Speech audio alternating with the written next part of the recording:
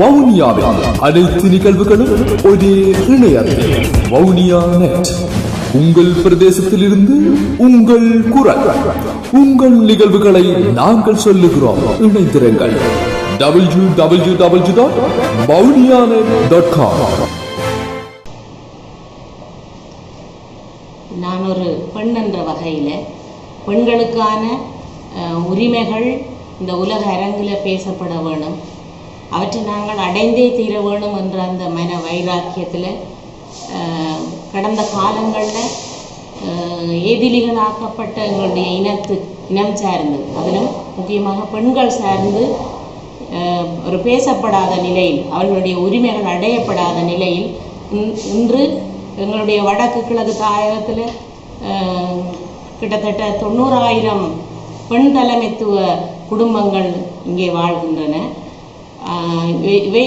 இவ்வாறான பெண்கள் எவ்வாறு உருவாக்கப்பட்டார்கள் சொல்லி சொன்னால், கடந்த காலங்களில் கிட்டத்தட்ட நாங்கள் 67 ஆண்டுகளுக்கு மேலாக எங்கள் மீது திணிக்கப்பட்ட ஒடுக்குமுறைகளும் வன்முறைகளும் இன அழிப்புகளும் எங்களுடைய மக்களுடைய வாழ்க்கையை தொலைத்த அந்த நிகழ்வுகள், பேரினவாத சக்திகளால் முன்னெடுக்கப்பட்ட அந்த அழிப்புகளால் நாங்கள் இன்றைக்கு இவ்வளவு பெரிய ஒரு பாதிப்புக்குள்ளான இனமாக, அதிலும் பெண்கள் மிகவும் பாதிக்கப்பட்டவர்களாக இங்கே வாழ்கின்ற இந்த நிலையில் இந்த பெண்களுக்கான ஒரு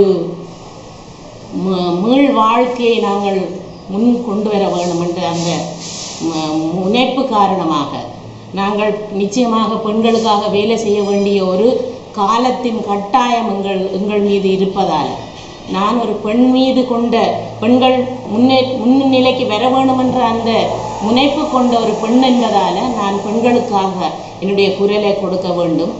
அதற்கான ஒரு முனைப்பாகத்தான் நான் இந்த தேர்தலில் நான் பிரவேசிக்க முன்வந்துள்ளேன்.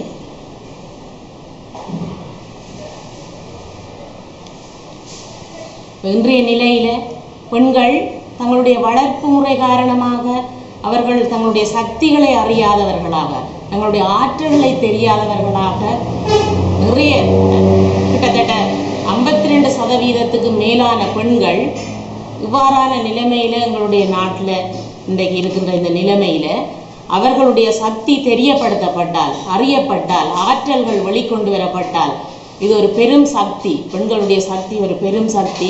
அந்த சக்தி எங்களுடைய உண்மையான விடுதலையை வென்றெடுக்கும், ஒரு பெண்ணினுடைய விடுதலை, ஒரு இனத்தினுடைய விடுதலையை முன்னெடுக்கும் என்ற அந்த அசைக்க முடியாத அந்த நம்பிக்கையில் அந்த பெண்களுடைய சக்தியை, அவர்களுக்கு ஆற்றலை நாங்கள் கண்டறிய பண்ண வேணும். அதற்கான ஒரு முனைப்பாக என்னுடைய முதல் வேலை திட்டம் அமைய வேண்டும் என்று நான் யோசிக்கிறேன். அதனைத் தொடர்ந்து இந்த வாழ்வாதாரத்தை தொலைத்த இந்த பெண்களுக்கான ஒரு ஆதாரங்கள் அவர்களுக்கு பெற்றுக் கொடுக்கப்பட வேணும். அவர்களுக்காக இன்றைய நிலையில முன்னெடுத்து பேசக்கூடிய ஒரு பெண் தலைமைத்துவம் எங்கள்கிட்ட மிகவும் குறைவு. பெண் பிரதிநிதித்துவம் மிகவும் விரல் விட்டு எண்ணக்கூடிய ஒரு நிலையில இருக்கின்ற இந்த நிலையில பெண்களுடைய பிரதிநிதித்துவம் அதிகரிக்கப்பட வேண்டும் என்ற அந்த ஒரு முனைப்பான எண்ணத்தோட நான் இந்த தேர்தலில் என்னுடைய காலடியை எடுத்து வைத்திருக்கின்றேன். நான் ஒரு காலடியை எடுத்து வைத்ததன் தொடர்ச்சியாக பல பெண்கள் எனக்கு பின்னே வர வேண்டும், வருவார்கள் என்ற அந்த நம்பிக்கை எனக்கு ஒரு அசைக்க முடியாத நம்பிக்கை இருக்கிறது. ஏனெனில் நாங்கள் கடந்த காலங்களில் நாங்கள் ஒரு எந்தவித அதிகாரமும் இல்லாத பெண்களாக இந்த பெண்களோடு நாங்கள் வேலை செய்திருக்கிறோம். கிட்டத்தட்ட 1000 பெண்கள், 1000க்கு மேலான பெண்கள் அவர்கள் எவ்வாறு தங்களுடைய கிராமங்களில் இருந்தார்கள் என்று சொன்னால், தங்களுடைய எந்த ஒரு மன வெளிப்பாட்டையும் வெளிப்படுத்த முடியாதவர்களாக, வாய் திறந்து உரத்து பேச முடியாத பெண்களாக அவர்கள் இருந்தார்கள். நாங்கள் அவர்களுடைய இடங்களுக்கு போய் அவர்களோட வேலை செய்தோம்.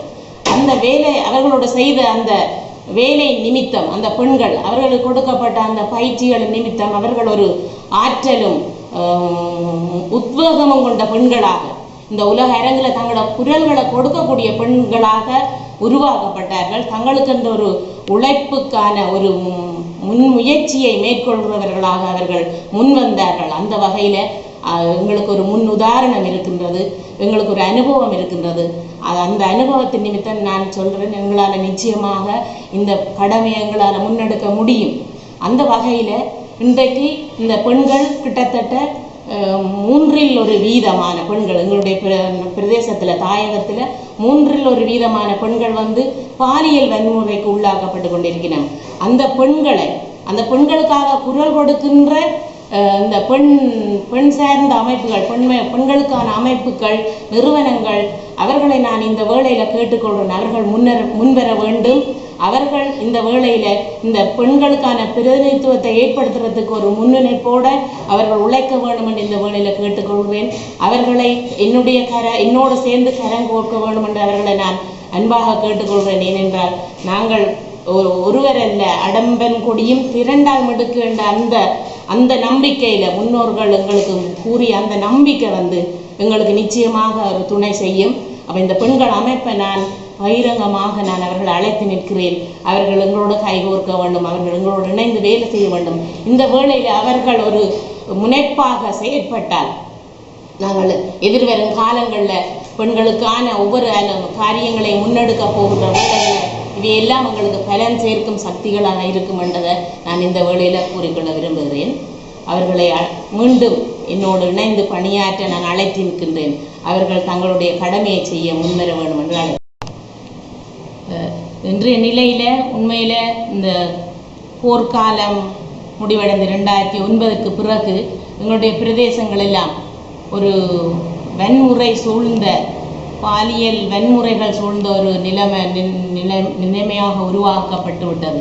அந்த காரணங்கள் வந்து உண்மையில் இன்றைக்கு எங்களுடைய ஒரு 5 தமிழ் மகனுக்கு ஒரு இராணுவம் என்ற வகையில் இராணுவத்தினால் நாங்கள் சூழப்பட்டு எங்களுடைய பிரதேசங்கள் எல்லாம் எங்களுடைய கலாச்சாரங்கள் அழிக்கப்பட்டு இன்றைக்கு பெண்களாகட்டும் மாணவர்கள் கூட ஒரு போதைக்கு அடிமையாகின்ற ஒரு கலாச்சாரத்துக்குள்ள நாங்கள் தள்ளப்பட்டிருக்கிறோம்.